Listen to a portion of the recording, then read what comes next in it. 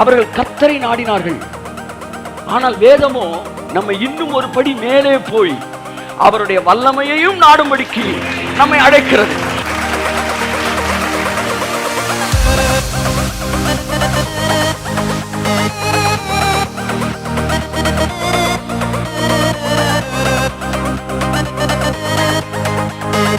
கர்த்தரை நாடுவது வேறு, கர்த்தருடைய வல்லமையை நாடுவது வேறு.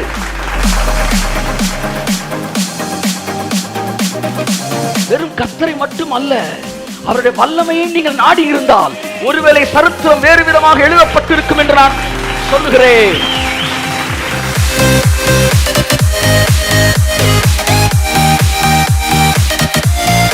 ஒருவன் தேவனுடைய வல்லமையை சார்ந்து கொண்டால் தேவன் எந்த அளவு மூவ் பண்ணுவாரோ அந்த அளவு அவனால் மூவ் பண்ண முடியும்.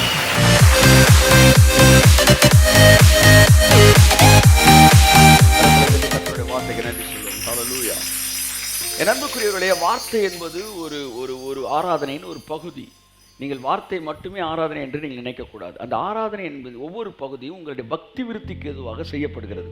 அது பாடல் வேலையாக இருக்கலாம், சாட்சி வேலையாக இருக்கலாம், அல்லது இன்ஸ்ட்ரக்ஷன் கொடுக்குற வேலையாக இருக்கலாம், ஈவன் அறிவிப்புகள் வேலையாக கூட இருக்கலாம்.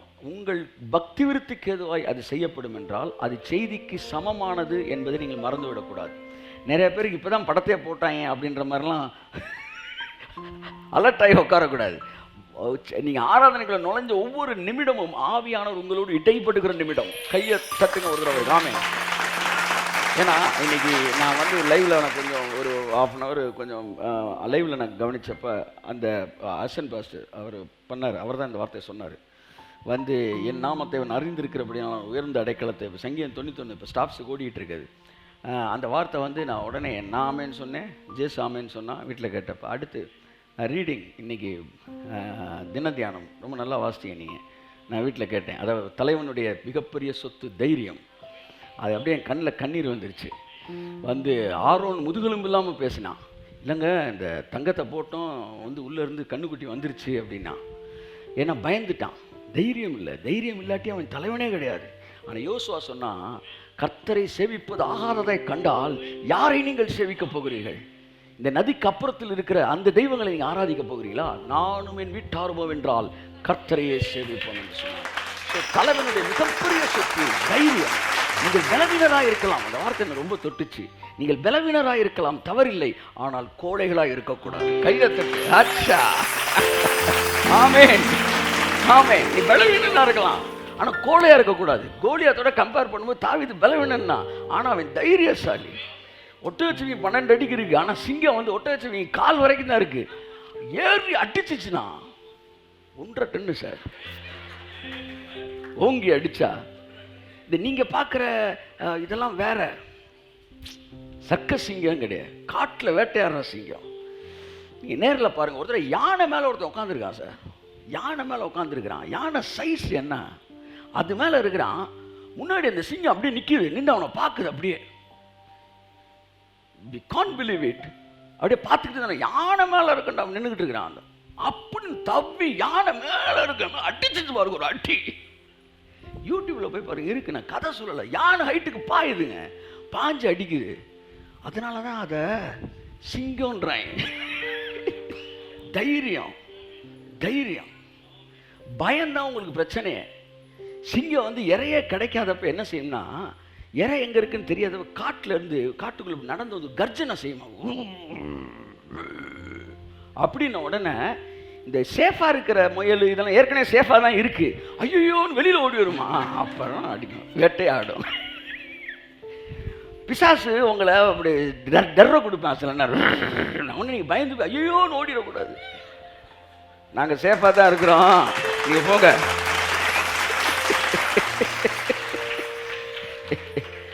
என் அன்புக்குரியவர்களே, தலைவனின் மிகப்பெரிய சொத்து தைரியம். ஒரு தைரியமுள்ள தலைவன் உங்களுக்கு இருப்பார் என்றால் நீங்கள் கொடுத்து வச்சாரு நீ ஆசீர்வதிக்கப்பட்டார். ஆமாம், உலகத்துக்கு மறித்தவர்கள், ஆமாம் புகழுக்கு மறித்தவர்கள் வந்து, அதாவது அது என்ன சொல்ல, மகிமைக்கு மறித்தவர்கள், தேவனுடைய திட்டத்தை நிறைவேற்ற வேண்டும் என்று ஒரே குறிக்கோள் இருக்கிறவர்கள், அதெல்லாம் வந்து இந்த ஜெனரேஷனோட சொத்துன்றேன் நான். கர்த்தர் பெரிய காரியங்களை இந்த நாட்களில் செய்வாராக. வாசிப்போம் 2 தீமோத்தேயு 3ஆம் அதிகாரம் 1ஆம் வசனத்திலிருந்து இன்றைக்கு நான் வாசிக்க விரும்புகிறேன். 2 தீமோத்தேயு 3:1. மேலும் கடைசி நாட்களில் கொடிய காலங்கள் வரும் என்று அறிவாயாக. கடைசி நாட்களில் கொடிய காலங்கள் வரும் என்று அறிவாயாக. மேலும் கடைசி நாட்களில் கொடிய காலங்கள் வரும் என்று அறிவாயாக. எப்படி எனில் மனுஷர்கள் தற்பிரியராயும் பணப்பிரியராயும். கடைசி நாட்களில் மாம்சமான யாவர் மேலும் என் ஆவியை ஊற்றுவேன் என்று சொன்னார். ஒரு பக்கம் தேவன் ஃபுல் ஸ்விங்ல வேலை பார்ப்பார், இன்னொரு பக்கம் பிசாசு ஃபுல் ஸ்விங்ல வேலை பார்ப்பான். நீங்க எதை பார்க்கணும் விருப்பமோ அதை பார்க்கலாம். படத்தோட உச்சகட்டம் வில்லனும் முழு அடியாட்களோட இறங்குற நேரம், ஹீரோவும் ஃபுல்லாக இறங்குற நேரம், டைரக்டரும் தன்னுடைய முழு பணத்தையும் இன்வெஸ்ட்மெண்ட்டையும் கொட்டுற இடம் இது கிளைமேக்ஸ். கிளைமேக்ஸில் தான் டைரக்டருக்கு பெரிய செலவே இருக்குது. நம்ம டைரக்டருக்கும் கிளைமேக்ஸில் தான் மிகப்பெரிய அளவு வல்லமையும் அற்புதங்களையும் அடையாளங்களையும் கொட்டுகிற ஒரு கிளைமேக்ஸில் நீங்கள் வந்திருக்கிறீங்க. ஸோ இந்த கடைசி நாட்களிலே ஜனங்கள் எப்படிலாம் இருப்பாங்க? 19 வகையான வியாதிகள், அதாவது 19 வகையான ஜனங்களுடைய குணங்கள், 19 வகையான ஒரு தீமையான ஒரு ரிஃப்ளெக்ஷன்ஸ் இந்த உலகத்தில் இருக்கும் அப்படின்னு பைபிள் சொல்லுது. என்னென்ன வாசிப்போம்? 1, தற்பிரியராயும். ஜனங்கள் தற்பிரியராய் இருப்பார்கள். இதில் ஒன்னே தான் நான் பேச போகிறேன் இன்னைக்கு, கடைசி தான் பேச போகிறேன். எப்போவுமே அவன் வந்து lovers of themself, lover of himself, அவன் தன்னை பற்றியே நேசிக்கிறவனா இருப்பான். அடுத்து பணப்பிரியராயும். பணப்பிரியராயிருப்பான். லவர்ஸ் ஆஃப் மணி, பணம் பணம் பணம் பணம். யார் பணம் வந்து பிரியரு அப்படின்னு பார்த்தீங்கன்னா, இந்த சொல்லுவாங்க கொடுன்றவன் பணப்பிரியர். இல்லை கொடுக்க மாட்டேன்றான் அவன் தான் பணப்பிரியர். கூர்ந்து கவனிக்க வேணாம், மேல்டாப்பில் கவனிச்சாலே உங்களுக்கு தெரியும். ஸோ பிகாஸ் ஏன் அவன் கிரிட்டிசைஸ் பண்ணுறானா? Lovers of money. அடுத்து 3, வீம்புக்காரராயும். வீம்பு, ஒன்று செய்யாதன்னா வீம்புக்காரராயும். அடுத்து அகந்தை உள்ளவர்களாயும். அகந்தை, ப்ரௌடு. அடுத்து தூஷிக்கிறவர்களாயும். 5வது தூஷிக்கிறவர்களாகும். அடுத்து அதாவது அப்யூசிவ், அதாவது நீங்கள் செய்யாததை செஞ்சதா சொல்லி உங்களை தூஷிக்கிறவர்களாய். இப்போ பாருங்கள், நிறைய பேர் இந்த இதெல்லாம் பண்ணுறாங்களே, யூடியூப்ஸ் எல்லாம் மீம்ஸ்லாம் போடுறாங்களே, அதெல்லாம் தூஷிக்கிறது தான். நம்மளை தூஷிக்கிறவர்களாய், என்ன இப்படி பண்ணிட்டாங்க அப்படிலாம் சொல்லக்கூடாது. கடைசி நாள் தூஷிக்க தான் செய்வாங்க, தூஷிக்கிறவர்களாகும். அடுத்து தாய் தகப்பன்மாருக்கு கீழ்ப்படியாதவர்களாயும். தாய் தகப்பன்மாருக்கு, நாங்களே எங்கள் அம்மா அப்பாவுக்கு அப்படின்னு சொல்கிறீங்க இல்லையா, அதான் அந்த கடைசி காலம் வந்துருச்சு. தாய் தகப்பன்மாருக்கு கீழ்ப்படியாதவர்களும். அடுத்து நன்றி அறியாதவர்களாயும். பார்த்தீங்களா, அன்கிரேட்ஃபுல், செஞ்சதை மறந்துடுவாங்க, பெற்ற சுகத்தை மறந்துடுவாங்க, பெற்ற நன்மைகளை மறந்துடுவாங்க, பெற்ற ஆசீர்வாதங்களை மறந்துடுவாங்க. மறந்துட்டு அவங்களே வந்து பஞ்சாயத்தை கூட்டுவாங்க. யார் அவன் அப்படின்னு பார்த்தா, அவனை நீங்கள் ஏதோ ஒரு பஞ்சாயத்துலேருந்து வெளியே கொண்டு வந்திருப்பீங்க, அவன் தான் உங்கள் மேலே கேஸே ஃபைல் பண்ணுறவனா இருப்பான். பிராது கொடுத்தவர் யார்? நான் தான் சாமே அப்படின்னா.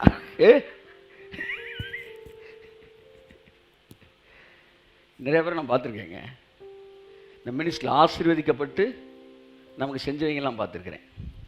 ஒருவேளை இந்த ஊழியத்தை பார்க்கலன்னா, தேவ திட்டத்துக்குள்ளே வரலன்னா, அவன் வாழ்க்கை, அவன் குடும்பம்லாம் அழிஞ்சு நாசமாக இருக்கும். ஆனால் தேவனோ இரக்கத்தில் ஐஸ்வர்யமுள்ளவராகி அந்த ஊழியனை பார்க்க வச்சு நம்ம வாழ்க்கையில் பெரிய மாற்றத்தை ஏற்படுத்துகிறாரு. ஆனால் நாளடைவில் அன்கிரேட்ஃபுல்லாக மாறிடுறாங்க. என்னவா அதுக்கு தமிழ் என்ன இருக்குது, வந்து நன்றி எழுதல் இல்லாதவன் ஆயிடுறாங்க. அடுத்து 8, பரிசுத்தம் இல்லாதவர்களாயும். 9, சுபாவ அன்பு இல்லாதவர்களாயும். சுபாவ அன்பு, அதுக்கு அந்த அந்த என்ன சொல்ல, அன்புன்ற ஒரு கேரக்டரே இருக்காது, இல்லாதவர்களாயும். அடுத்து 10, இணங்காதவர்களாயும், அதாவது மன்னிக்காதவர்களாயும். 11, அவதூறு செய்கிறவர்களாயும். 12, இச்சையடக்கம் இல்லாதவர்களாயும், செல்ஃப் கண்ட்ரோலே இல்லாதவர்களாயும். 13, கொடுமை உள்ளவர்களாயும், புரூட்டல், கொடுமை உள்ளவர்களாயும். 14, நல்லோரை பகைக்கிறவர்களாயும். நல்லவனை கூட பகைப்பாங்களாம். என்ன பகைச்ச என்ன நல்லவனே பகைக்கிறாங்க.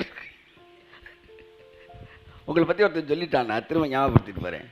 அது பொய்யா இருந்தால் நீங்கள் கவலைப்படக்கூடாது. ஏன் சொல்லுங்கள்?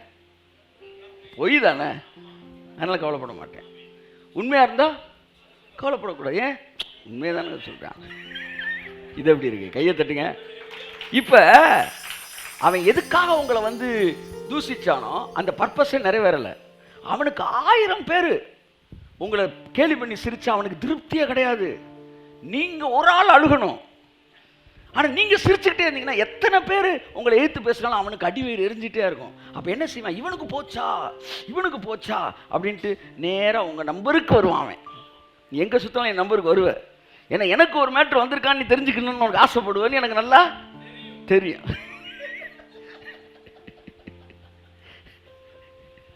அதனால நீங்க என்ன செய்யக்கூடாது? இதெல்லாம் கண்டுக்கவே கூடாது. நான் சொன்னேன்ல, எல்லாத்தையும் எனக்கு காட்டுங்க ஆண்டவரே, நான் ஜெபிச்ச நாட்கள்லாம் போயிடுச்சு. இப்போ எனக்கு எது தேவையில்லையோ அதை காட்டாதீங்க ஆண்டவரேன்னு ஜெபம் பண்ணுறேன். கை தட்டுங்க ஒருத்தர் காமே. ரொம்ப சந்தோஷமாக இருக்கிறேன், ரொம்ப சந்தோஷமாக இருக்கிறேன். வாழ்க்கை ஃபுல்லாக ஏமாற்றப்பட்டு கொண்டே நீங்கள் இருந்து ஆனால் சந்தோஷமாக இருப்பீர்கள் என்றால் அத்தகைய வாழ்க்கையை நான் விரும்புகிறேன்றேன். ஆமே. அடுத்த வாசிங்க. துரோகிகளாயும் துணிகரம் உள்ளவர்களாயும் இருமாப்பு உள்ளவர்களாயும் தேவ பிரியராயிராமல் சுகபோக பிரியராயும். இது எத்தனாவது? 18. Lovers of pleasure rather than lovers of God. 19. இதுதான் இன்னைக்கு நான் பேச விரும்புகிறேன்.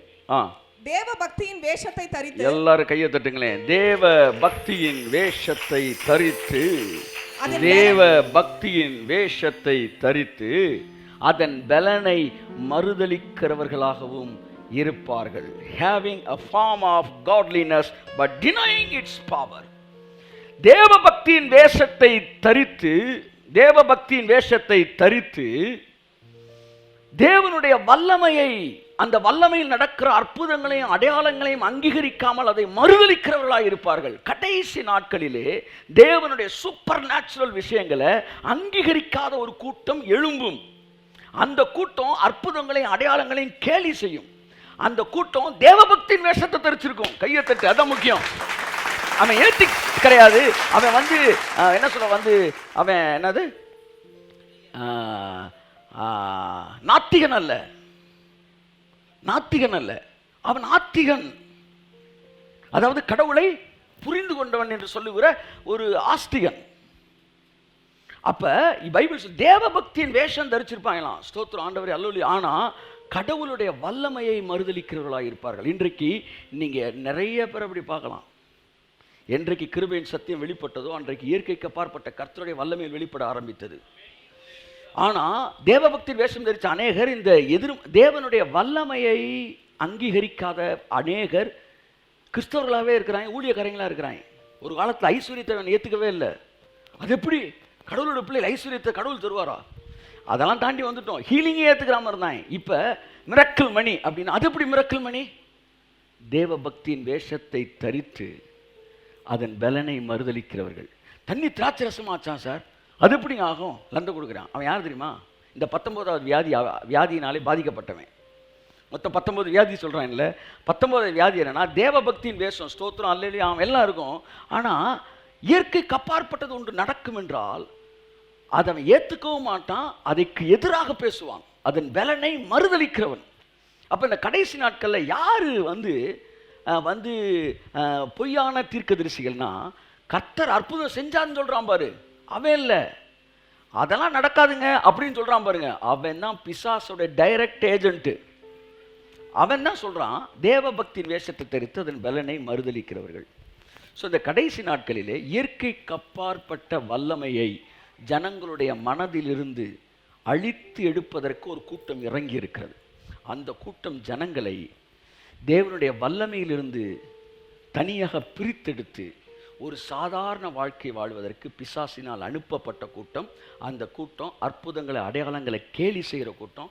டைம் ட்ராவலை அது நம்பாது, இம்மார்டாலிட்டி நம்பாது, ஆன்டி ஏஜிங், வயதுக்கு வாழ வயது, இதெல்லாம் நம்ப மாட்டான். அது எப்படி இதெல்லாம் சாத்தியமானா? அப்போ இவன் இந்த 19வது வியாதின்னு அர்த்தம். எல்லாம் சொல்லுங்கள், நம்பர் 19. அவனுக்கு பேர் என்ன? நம்பர் 19. சரி, மேட்ருக்கு வரேன். பொதுவாக கிறிஸ்தவம் என்பது இப்போ எதை நோக்கி போய் கொண்டிருக்கிறது என்றால், Christian life is not a life of or a set of rules. அதாவது கிறிஸ்தவ வாழ்க்கை என்பது ஒரு செட் ஆஃப் ரூல்ஸு கிடையாது. இட் இஸ் நாட் என்ன சொல்ற, focusing on a discipline, so called discipline. அதாவது ஒழுக்கம், இப்போ இந்த மாதிரி விஷயங்களை அதிகமாக ஃபோக்கஸ் பண்ணிட்டு கடவுள் வல்லமை, அற்புதங்கள், அடையாளங்கள், இயற்கைக்கு அப்பாற்பட்ட காரியங்கள் இதையெல்லாம் நம்ம மனசுலேருந்து விலக்கிட்டு நம்மளை கொள்கை ரீதியான ஒரு கிறிஸ்தவனாக, புரியுதா, அதாவது ரூல்ஸ் படி, அதாவது ஒழுக்க நெறிகளை போதிக்கக்கூடிய விஷயத்திற்கு அதிக முக்கியத்துவம் கொடுத்துட்டு கடவுளுடைய வல்லமை, அவருடைய அற்புதங்கள், அடையாளங்கள் என்பவற்றிலிருந்து முற்றிலும் தூரமாக தூக்கி கொண்டு செல்லப்பட்ட ஒரு கூட்டமாக உன்னையும் என்னையும் அவன் மாற்றுவதற்கு அவன் பிரயாசப்படுகிறான். அதனால தான் இந்த காலத்தில் ரொம்ப கொள்கை ரீதியான விஷயங்களை பேச, அதாவது கிறிஸ்தவம் என்பது, மதம் என்பது பொதுவாக என்ன தெரியுமா, மதம் என்பது, நான் சில விஷயங்களை வாசிக்கிறேன்.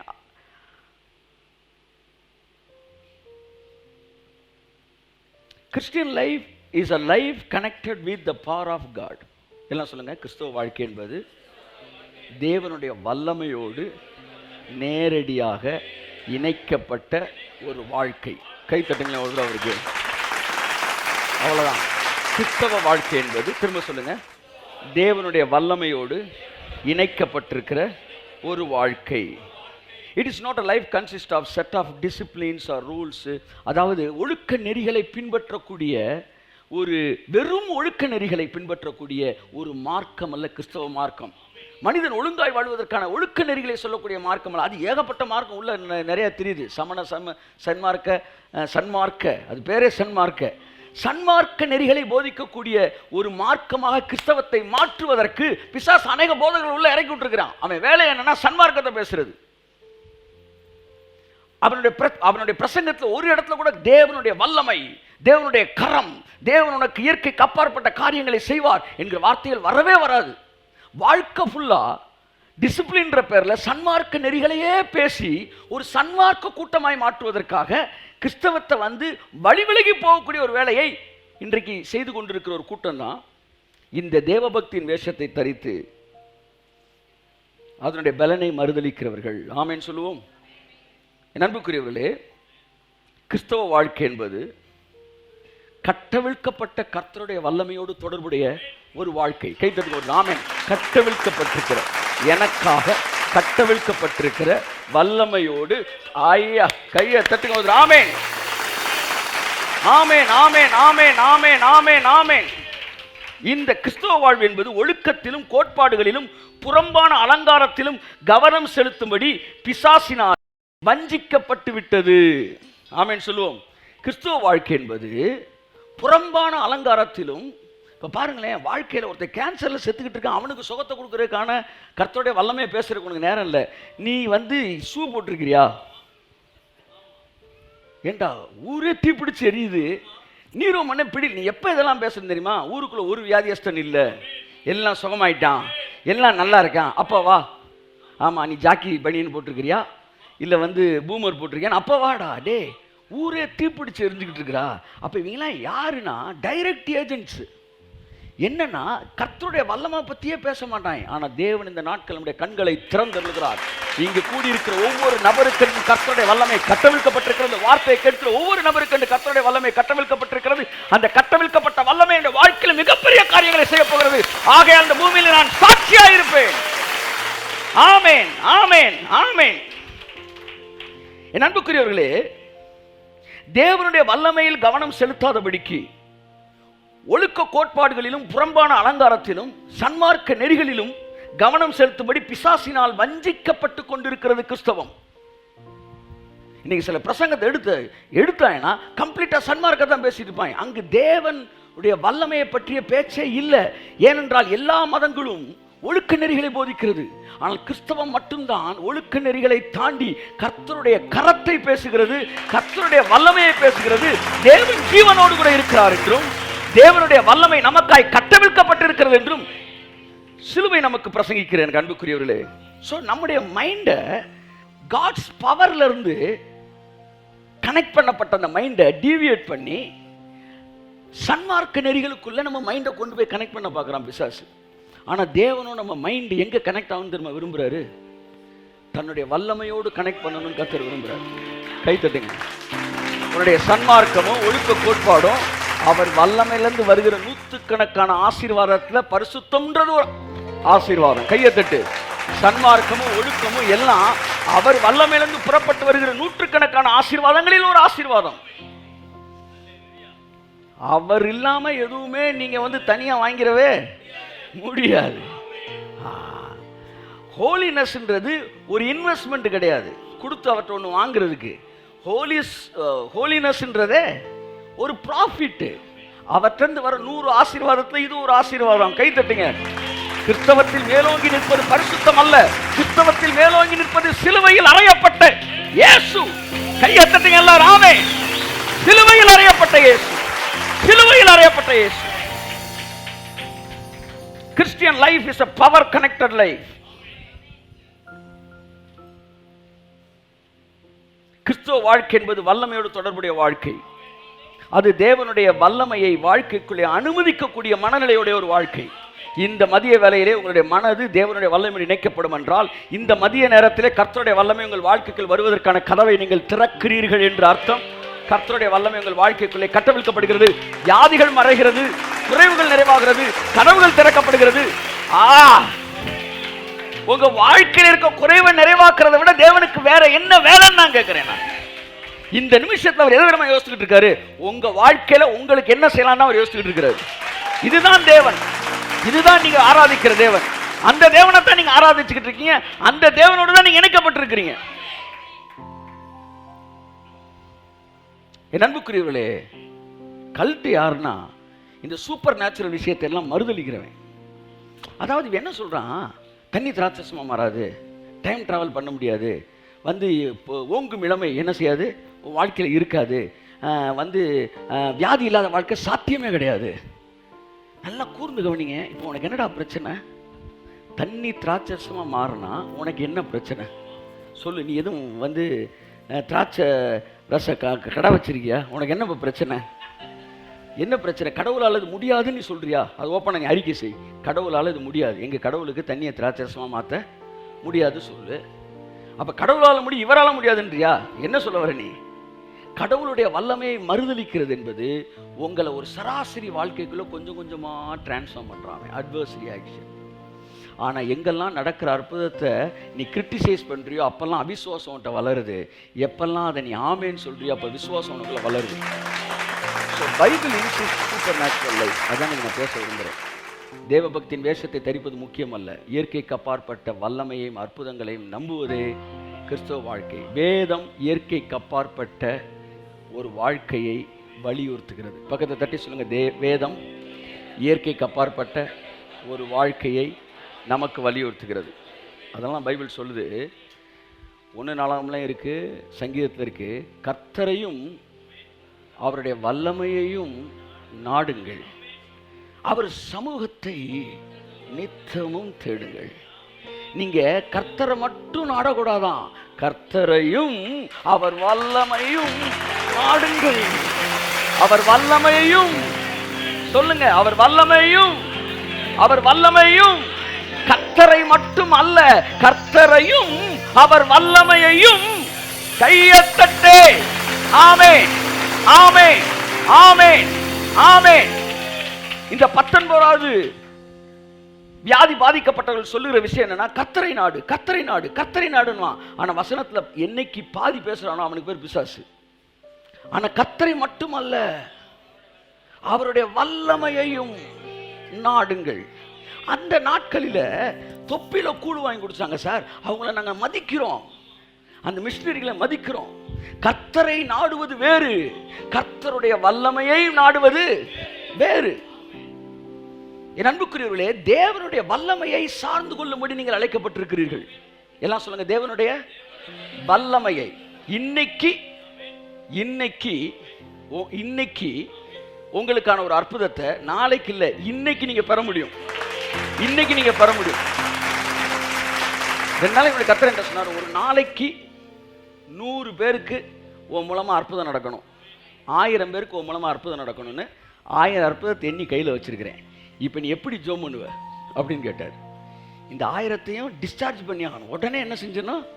முடிச்சாகணும். ஆனா நம்ம மனசு என்ன இருக்கு, ஒருத்தன் வந்துட்டானா இவனுக்காண்டி அவரை போட்டு தொங்கணும், இவனுக்காண்டி அவரை என்ன செய்யணும், தொங்குன்னு தொங்கி ஆண்டவரே அவனுக்கு சுகம் கொடுக்க மாட்டேன். இல்ல இவனை மாதிரி இன்னும் 1000 பேருக்கு சேர்த்து உன் கையில கொடுத்துருக்கிறாரு.